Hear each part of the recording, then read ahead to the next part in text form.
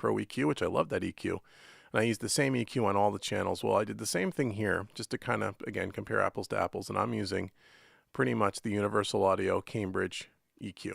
And I'm using that on all the tracks. So we'll go through the tracks one at a time. I'll kind of show you the EQ curves, and then we'll bring up the mix, and you can hear it. And at the end of this video, you'll hear the final mix of the third-party plug-in mix, and then you can go back and compare it to the mix I did with the PreSonus, and you can compare for yourself which one you like better, worse, different sounding. It will definitely be different sounding. Whether you like it better or worse is completely up to you, and that's the point of these videos.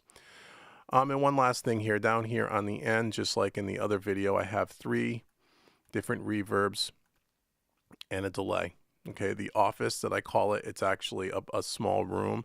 I'm using the Universal Audio RealVerb Pro on a room setting, followed up by the Universal Audio EMT 140 plate for my plate reverb.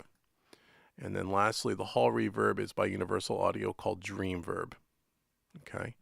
My delay I'm using is the Universal Audio Cooper Time Cube, which I really like a lot. Sounds really, really nice. Okay, and that's all the plugins. And there's a couple of other plugins we'll get to as we get to the tracks, but that's the main gist of what we're doing. So let's start off with looping a little section of this song, and let's just listen to the kick drum. Let's start there. I kind of grouped them all together here. In the other video, I did them one at a time, but here's what the kick drums sound like together.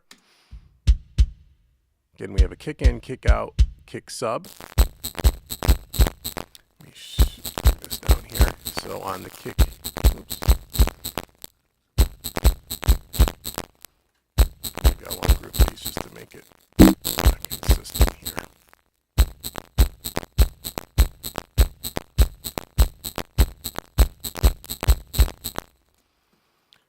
Let's get rid